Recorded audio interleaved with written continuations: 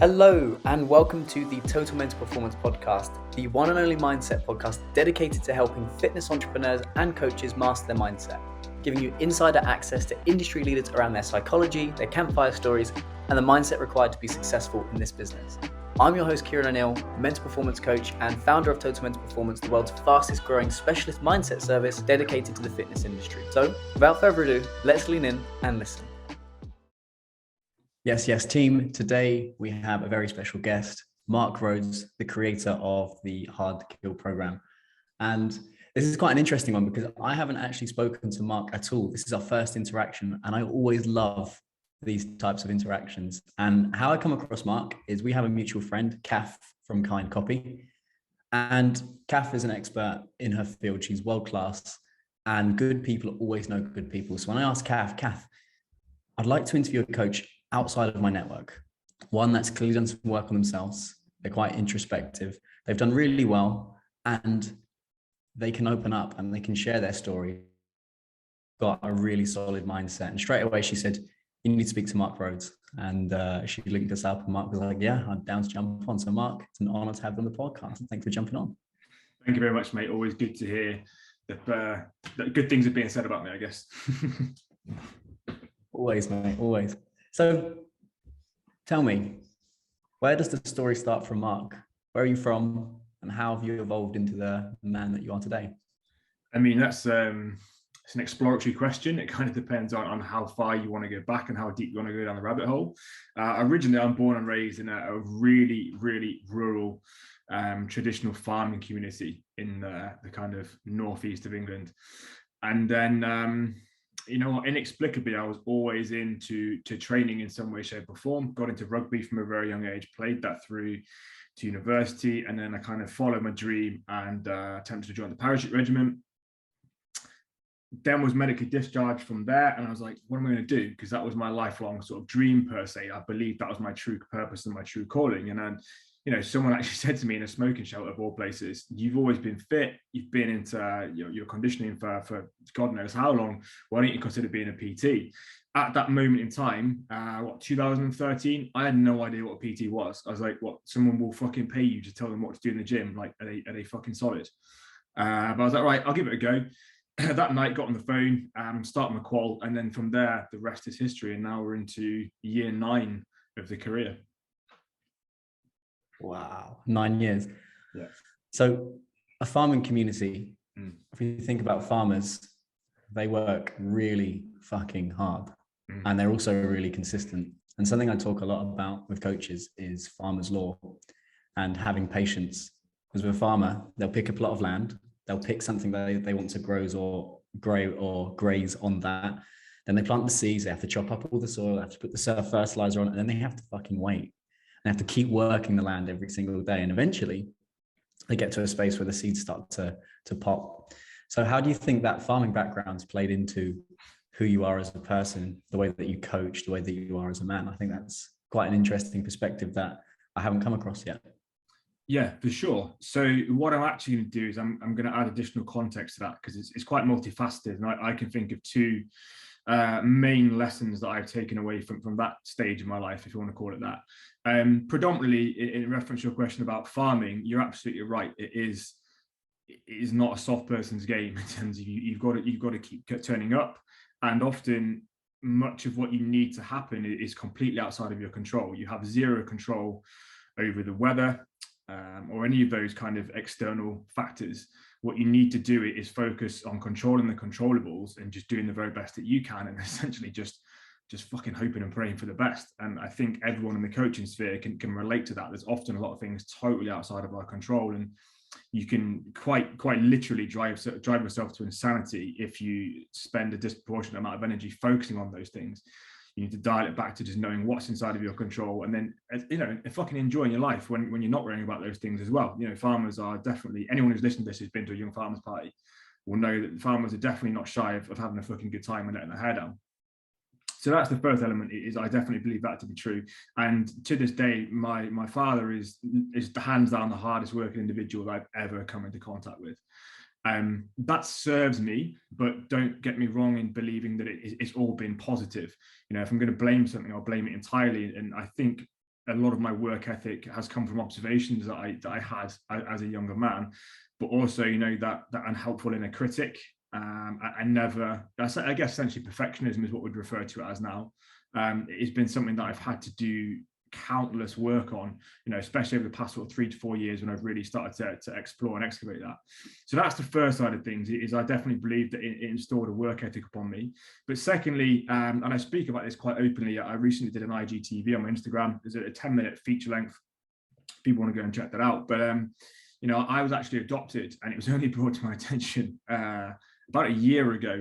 And essentially it turned out that I was an illegitimate birth, and literally put in a cardboard box, put outside of a hospital, and they were like, okay, it's your problem now.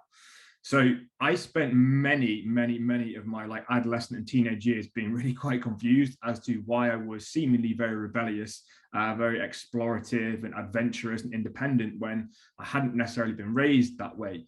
So that was enormously confusing for me when I was trying to formulate an identity, because I was really trying to, you know, pick up the family values and get into farming and this, that, or the other. But the truth was, I wanted to travel the world, do fucking cool shit, see different places, and just be a different person, which obviously was led me to the military in the end. So that's arguably the larger lesson I took away from that, was that sometimes, irrespective of the environment you're in, you're going to feel surplus to requirement. You're going to feel different, like you don't fit in, and you have a separate identity, and that is okay. Ultimately, what leads me to be in the position that I'm in today, I feel, is that at some point in time, at the time I didn't know it, but I was having the courage and the willingness to pursue an alternate outcome. You know, I wasn't just happy to take what was given to me and accept that as truth. I obviously explored my own avenues of exploration, and that's kind of brought me to the road where I am now. So the work ethic, combined with that willingness to not just accept what's given to you and look outside of that, is pretty much what's led me to here, I feel. There's a real beauty in that. And I think you picked up on a point which I think a lot of entrepreneurs, particularly coaches, start to go through, which is you're kind of the outsider in the family, which is, you know, if you come from a farming village, and if you think about an entrepreneur, it's a dirty word. Farmers are really, well, they're the opposite, aren't they? Because a farmer is, you work and you work and you work and you work, and you're consistent, and you go in day out at the same thing. Whereas an entrepreneur is a hunter. An entrepreneur is spotting opportunities. They go that, like, I want to go out and travel and see things, or I want to build a coaching business. I want to build an online coaching business. I want to take that further. I want to change lives further than just getting into shape. So you have a hunter mentality, which is going out and looking for new things and taking on new opportunities and pushing yourself in a farming community. So that can be quite isolating. And the fact that you've broken the mold and you've gone and found your tribe to go and help you and push on with that, it's incredible. Thank you. And then the truth is, you know, for the oldest son of a farming family to not take over the farm is about as much of a social faux pas as you can possibly imagine. Yeah, it really is. And to this day, like, God bless my parents, but they still have no fucking idea what I do. They still think I teach spin classes. So I was able to, a lot of what, you know, I identify that coaches struggle with when they're really starting to try and push themselves and put themselves out there and put like a brand on their own name and be accountable for that, is this fear of what other people are going to say, what other people are going to think, you know, all that sort of stuff, that imposter syndrome, if we're going to put a label on it. I think because I had to face that in a much more, what I would perceive to be a much more real setting and scenario as a younger man, I didn't really have that fear. By the time it came to, again, going against the grain and leaving the commercial gym environment and getting off the gym floor and then creating a brand and a presence online, I didn't really have any necessary fears, because I was like, well, I've been through that, I've experienced that before, and it was in much more of a let's say, important, for want of a better phrase, important setting to me.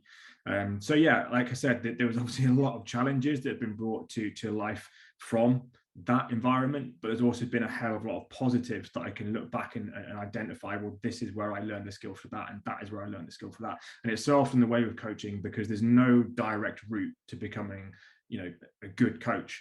There's not, okay, you go to university, you get a degree in coaching, you do some this, and then you end up here. You know, it's one of the beauties of the industry is that people come from such extraneous walks of life, and it's so varied, and there's no direct route to it. But if you look back through what is essentially a tapestry of your life, there'll have been experiences and lessons and challenges that have been arming you, equipping you, and resourcing you to perform where you're at right now. You just have to be in a headspace where you can actively sit and reflect and look to learn from those lessons rather than blame them, essentially. That's such a beautiful way of putting it, because I do believe as coaches, we part build programs for the younger versions of ourselves that we wish we had. And those unique experiences, nobody can take away from you. But I think coaches get distracted and they're comparing themselves to everybody else in the market. Yeah, but they work with driven males between 25 and 35. Yeah, but driven males could be driven gamers. They could be driven sports people. It could be driven salespeople, whatever. Like they get it in their head. They forget that you've got a very unique story, and that's what drives you, and that's your uniqueness, and nobody can rip that away from you. But people forget, and it is that imposter syndrome. You spoke about taking that step back. Most coaches are so overwhelmed, they don't often take the time to step back. How did that happen for you? For me, when I had to take that step back, it culminated from an eating disorder, a failed suicide attempt, not leaving my house for 2 or 3 weeks.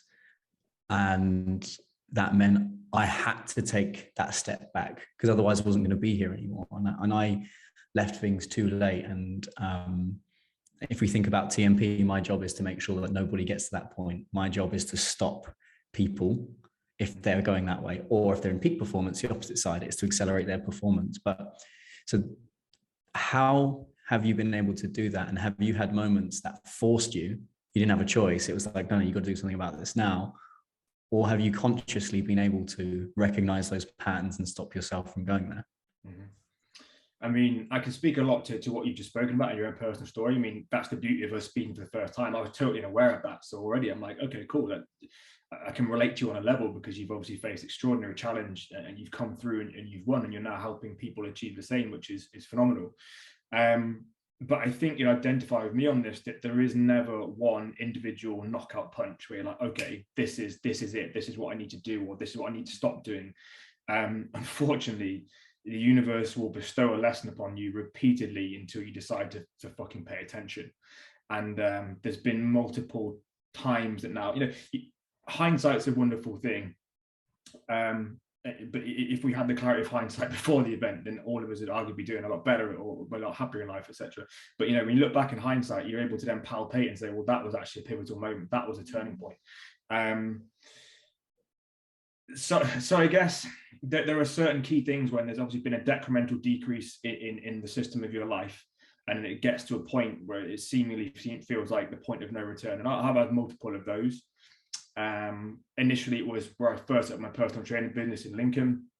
I was immediately relatively successful because, to all intents and purposes, I had the gift of the gab, and I'm passionate about what I do. So I quickly performed extraordinarily well there, and then realized, right, if I want to do well as a one-to-one PT, I need to move to an area that honestly has a higher population density and has a higher household income. That's the honest truth. So we chose Manchester, and then to up sticks and relocate your entire life, including I had a fiance at the time, was no mean feat. And then to work in the commercial facility that I did when I got there, where I was essentially sold in on a promise, that started to become see-through very, very quickly. Long story short, I then pretty much had a decision to make. Am I really going to lean into this? Am I really going to push for it and get what I want from this? Or am I going to accept defeat? Am I going to rescind? Am I going to move back to my hometown? The decision that I made has led me to here, but it did mean that the dissolution and essential failure of a 4-year engagement. And I had to accept that. I had to live with that. So that was one of those moments where I had to reflect and make a decision. And I made what I feel to be the best decision possible with the information I had at the time. But a lot of people could have chalked it up and said that was a bad decision. It depends where your values are and what your vision is. So that was one. After then having spent a couple of years in another very, very, very influential private gym, then came to kind of conflict and loggerheads with the gym owners. And essentially I was out on my ass, no gym to work in. I just paid for an all expenses holiday around Australia. And I was like, shit, what the fuck do I do? And I actually at that point contemplated, and that was as recent as 4 years ago, contemplated leaving the industry, because I thought, I've just had enough of this. 5 years of getting the shit kicked out of me. I've had enough of this. And the thing that actually brought me around was I went to interview as a recruitment consultant. And in that interview, the CEO was there, and he said, look, you've had this degree of professional success. You're clearly pretty switched on. Why are you leaving your business? Because you could not drag me away from my business, kicking and screaming. And I said what I needed to say to get the offer of the job. But I went home and I sat and I thought on that. And I thought, you know what, he's totally fucking right. I was like, fuck that. Thanks for the job offer. I'm not going with it. Genuinely the last money I had, and Phil Graham can vouch for this, that I'd saved up, I invested in him, joined AN, and then that was the start of what people seem to know of me now. And then, you know, since then, there's been even more kind of consequential occurrences. There was the point when I built a very successful, financially profitable business, but was deeply unhappy with the work I was actually doing. And that again led me to a decremental decrease and another breakthrough insight. I thought, right, enough is enough. I want to live my life authentically, and I'm not going to do this for pursuit of finance anymore.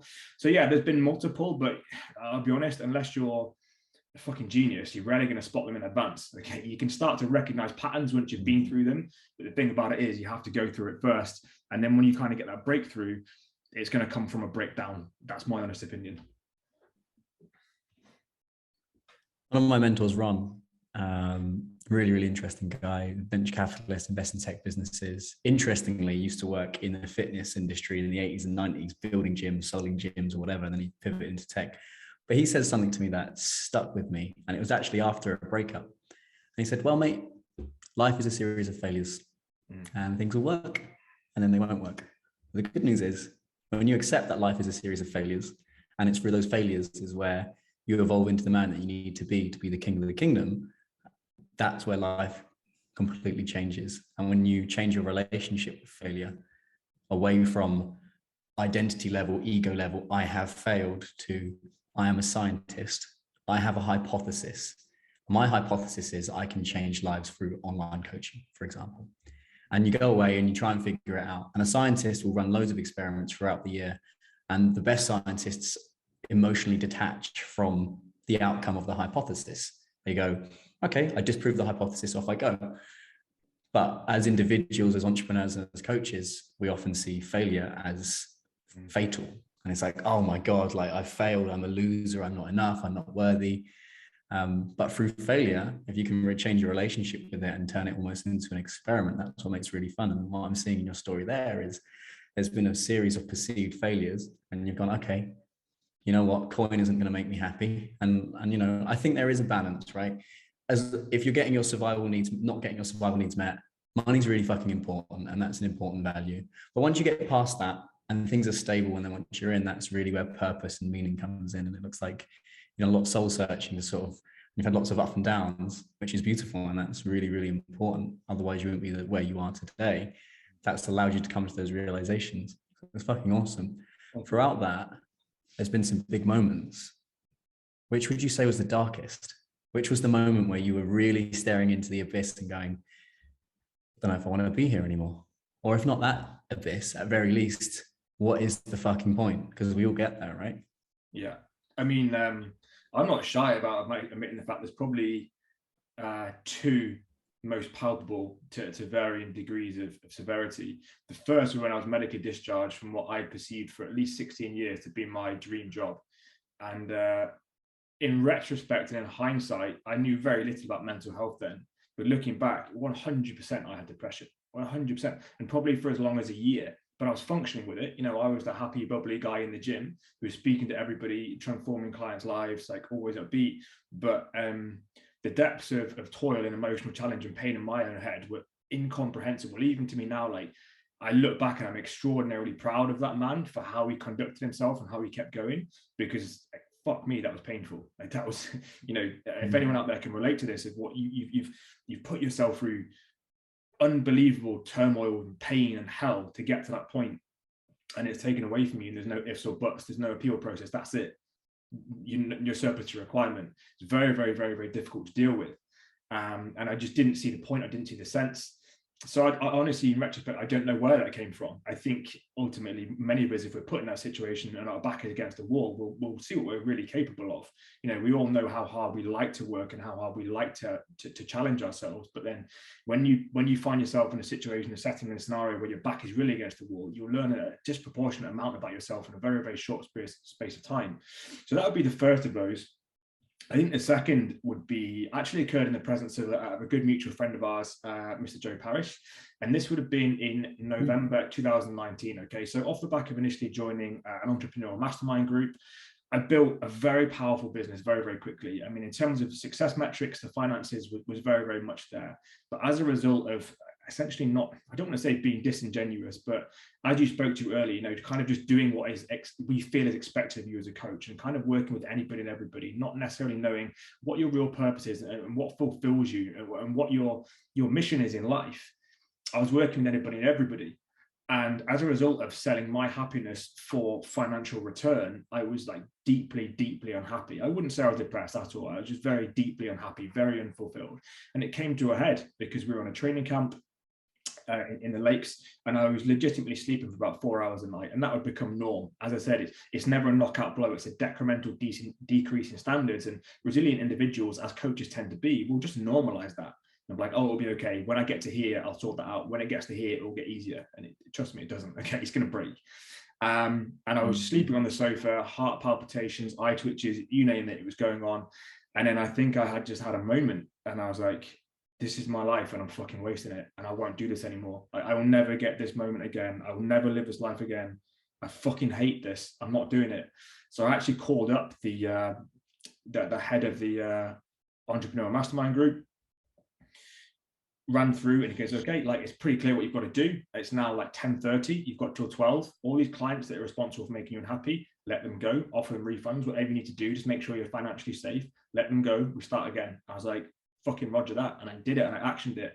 And then there's two people that can tell you about the change, visceral change in my energy and my happiness and my mood within the space of 30 minutes. Joe Parrish and Martin Irvine. I came back into that room, and my thoughts were expansive. My mood was elevated. I was happy despite not having slept for weeks. And I was like, I've got so many ideas, and I was writing like crazy. And that was the birth of the Hard to Kill program. And I was like, I commit for the rest of my life to pursuing what I am passionate about. And I know now there's an intersect with my purpose and my meaning and my mission in life. And I'm going to go with it. I'm just going to run with it. And now where I'm going with this is, I think a lot of people maybe look at the branding or the messaging of the Hard to Kill program, and it might be very easy to compare against that and think, oh, he's got it all made, or he's figured it out, or maybe I'll begin to emulate that a little bit. But understand that's come through a real baptism of fire. That's come through a real challenge. So, you know, that's the two main failures that I've had that I feel have led to, I say failure, for want of a better phrase, the two real challenges that I've faced to lead me to where I am today. What a beautiful story, mate. And there's two parts I really like about that. Three parts actually that I've observed. Number one is the death of the identity of the future self that you believed was going to be you. If we think about, why do breakups hurt? Breakups hurt because your perceived future has just disappeared in a moment. And for you, and it's not like you just went into any part of the army. You went into the paras. That's like a different ball game. One of my friends, Cameron Clark, he's on the Red Devils parachute team. And I met him through boxing. And we used to be sparring partners, and like, you could hit him with a baseball bat, he's not going anywhere. And when he told me he was going into the paras, and then he come back after his basic training, I was talking to him, it's just like, he explained to me, it's a very, very different type of individual that's in that organization. So when that's all of a sudden your future is taken away as a perception, that's what I'm going to be doing for the next 16 of life, and that's gone. That's really fucking hard. For me, it was going to be an Olympic boxer. And it all come to a head when I realized, number one, my eating disorder and my suicide attempt was telling me it wasn't actually what I wanted. But my identity and my ego got so wrapped up in that idea, when all of a sudden that was taken away, it completely folded me in half. So I think that death of identity is such an interesting point that you mentioned there. The next part I'm fascinated by is, I always talk about in TMP is the boardroom. Who the fuck can you call in those moments when shit hits the fan, and you know that they're going to give you such knowledge and wisdom because they've been there, they've done it, and they cut through the noise. And then, you know, like that moment where you said we had to let some clients go. One of our clients, Anna Moon, she used to have an influencer account of like 250,000 followers. She built up a wonderful business, in brackets on paper, tons of clients, was making loads of money. And I said to her, you need to cut your business in half because you cannot sustain this and you're going to crash the car psychologically. And she was like, you're right. And she did exactly the same thing. And then she rebuilt with meaning and purpose. She now wants to coach women to tap into their inner selves. And she's now working on a purpose that's bigger than her. So that part's fascinating. And then the other part is, like you said, often it's not just one big moment, bang, and it comes up. It's almost like, you know, when you see the chart of hockey stick growth, where it's kind of flat, it's flat, it's flat, it's flat, and then it's sort of hockey sticks at the end. I think genuine mental health challenges are just like that. It's like when you boil the frog slowly, like they slowly start to slip and they slowly get worse. And then you get a little bit irritable and you're a bit tired and you don't want to get out of bed. And like you said, your sleep slowly starts to disappear. And then next thing you know, you're for me, one of those moments where I was reflecting on where I reached those points was if I did cooking wrong, I'd throw the frying pan across the kitchen. And my ex-girlfriend would come in and she'd go, what the fuck? And I'd be like, it's fucking eggs, I burnt the eggs. And she's like, whoa, relax. And I'm like, I was so unhappy with, you know, on paper at the time, you know, I had the central London flat, the 6-figure software sales job. You know, I had all of the stuff, like an amazing, incredibly wonderful girlfriend who, like, you know, everyone expected me to sort of grow up and marry, all of that stuff, and I was deeply unhappy. And then those slow signs start to kick in, and then eventually you have one of those moments where you're at a crossroad and either a friend points it out, a mentor points it out, or you just don't want to. Your body will tell you, no, fuck you, I don't like the character you're playing in this game. So that's kind of what I took away from all of that. And we often refer to it inside the program as the Scrooge effect or the Dickens effect. I don't know if you're familiar with that. It's just an analogy, you know. So in the Christmas Carol, he is living extraordinarily unhappy existence, and how many visits from different spirits and ghosts does it take before he has that breakthrough moment? He realizes my actions have to change, and it's simply a case of how much discomfort will you tolerate before you realize that insight.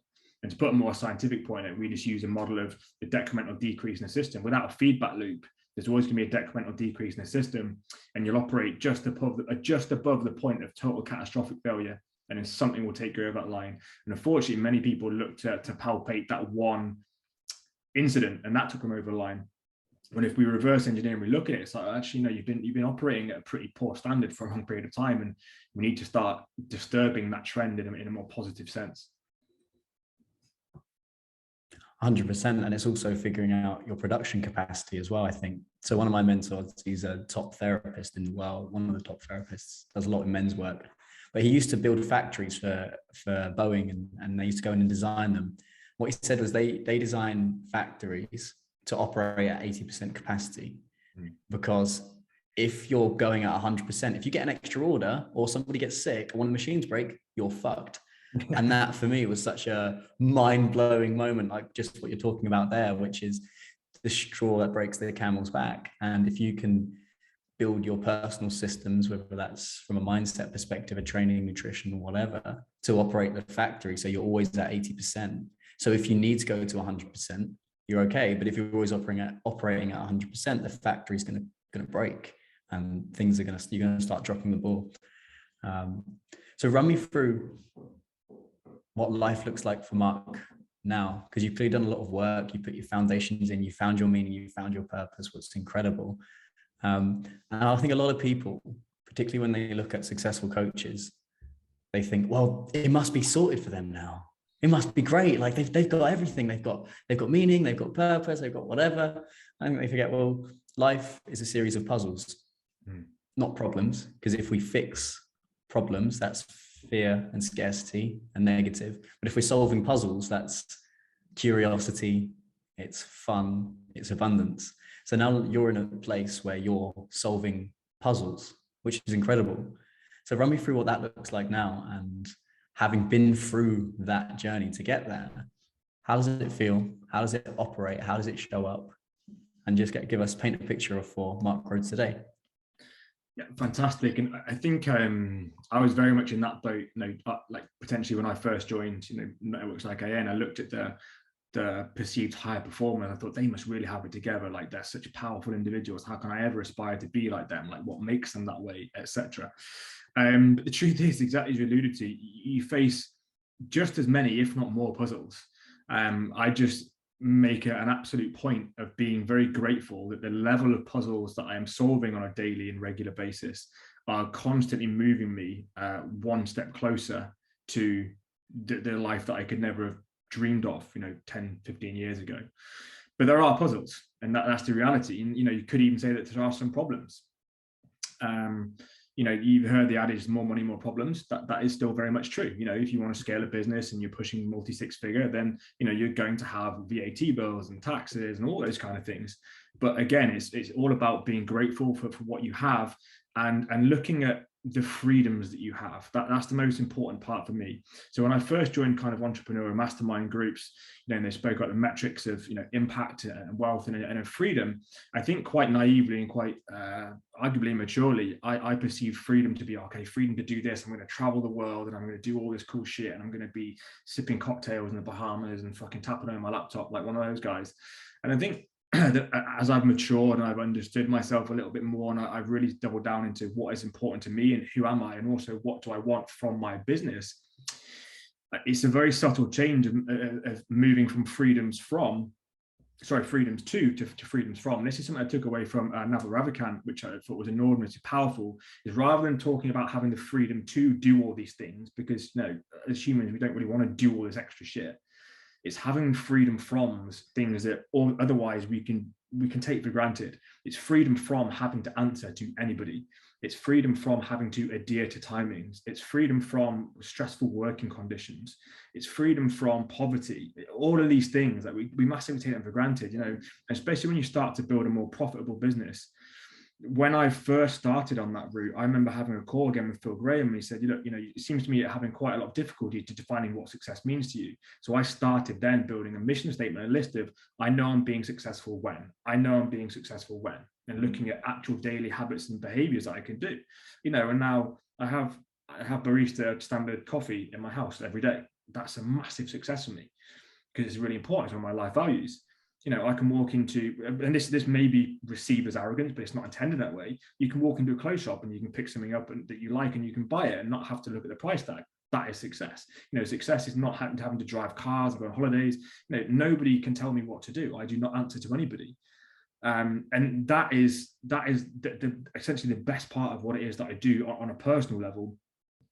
But in terms, puzzles that we're facing, it is that age-old thing. Every time you engineer a question, it's going to ask different things of you, and you'll get to work on solving those puzzles. It might take you weeks and months, maybe even years, depending on the depth of the question. And then once you arrive at something like a conclusion, you're going to have created another puzzle. So you kind of pursue that. So, it's definitely not life without puzzles, but it's enormously fulfilling knowing that the puzzles that you're solving are helping other people get better, that what you're able to take the space to create and engineer is hugely impactful and revolutionary for a lot of people's lives. And that you're being well received, and what has all the challenges and the pain and struggles that you've been through are being seen as authentic, and you're being well received. That's nice from an extrinsic perspective. But for me, I'm happy with the man that I'm becoming. I think I've got evolution yet to go. There's still more things I want to explore and understand and excavate, as we all will. But life is what I kind of, if I was to wrap it up, life is definitely not without its puzzles, but I'm grateful that the level of puzzles I'm solving are moving me ever closer to the individual that I aspire to be, and that I want to become as an older man. There's a really beautiful part of that. There's two halves. There's like shifting away from I have to I get to, shifting away from scarcity to abundance, and that's what's allowed you to become the king of your kingdom, which is wonderful. And I think that's a given human right.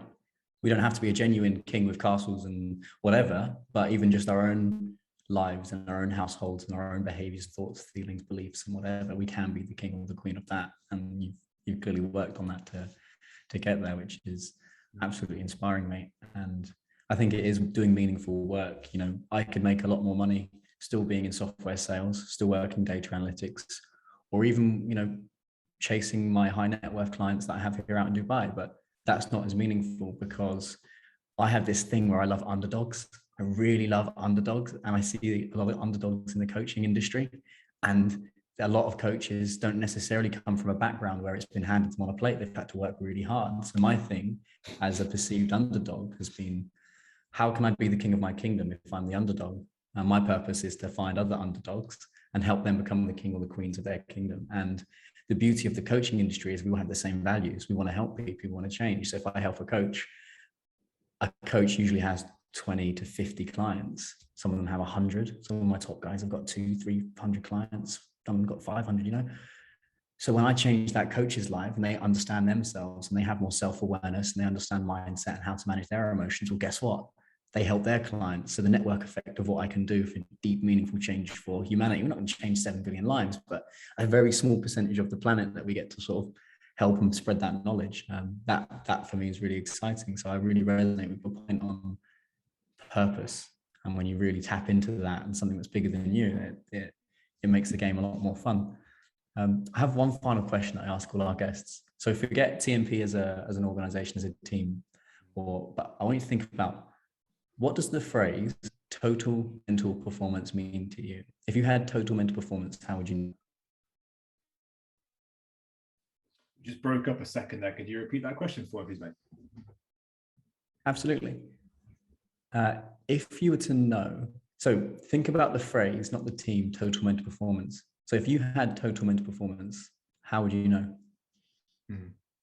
It's a good question. I like questions like that, because I actually believe that like words to be the most crude form of communication, and dependent on maybe even what mood and what state I'm in one day, I could sit and I could come up with almost infinite different understandings and comprehensions of that.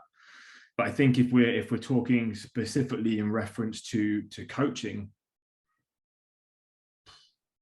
you know, even if I had to break down to its component parts, I think total is arguably the most important part of it for me in this conversation, is that it's total and it's all encompassing. So that doesn't necessarily mean that, as we've spoken to a lot today, that you've got a high functioning, quote unquote, profitable business. It also means that you are happy, that you have success, whatever that may look like, in your professional, personal, relationship, family driven spheres, and that you fucking like who you are and that you love who you are and you accept who you are. Often people look at me and they have preconceptions, which they're welcome to, about how I may communicate, how I think, what kind of person I am. And whilst I may be capable of what they think, I'm also pride myself on my emotional sophistication, my intelligence. And that's all come from accepting who I am and loving who I am. So I think total is arguably the most important word for me there, and there can't be any deficiencies in that. If you've got a great business but you don't love waking up in the morning, that's a problem. If you love waking up in the morning but your business is tanking, you're not going to love waking up in the morning for very long. And obviously the mental would comprise it. We're largely referring to the mind, because again, you'll be familiar with infinite amount of coaches who have arguably a body that's in better shape than their business, and that with it brings some insecurity and some challenges of its own. And I think performance is just the way that you put rubber on the road. So in what ways are you doing that, and what ways are you taking what is articulated in your mind, and how are you creatively producing solutions that then offer help to other people to achieve that same. So yeah, quite expansive thoughts on that, but yeah, good question, mate.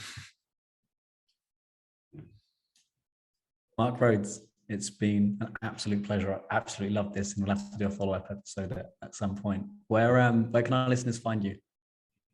So I'm on Instagram most prolifically as @Marc_Rhodes_HTK. Wonderful, mate. It's been an absolute pleasure. Thank you so much for coming on to the Total Mental Performance podcast. My pleasure, mate. Thank you very much for having me. If you absolutely loved this episode, please do give us some love. Please give us a rating on Spotify or Apple. If you're giving it a listen, stick it on your stories, tag me, tag Marc. We'd love to absolutely hear your feedback. And yeah, keep going.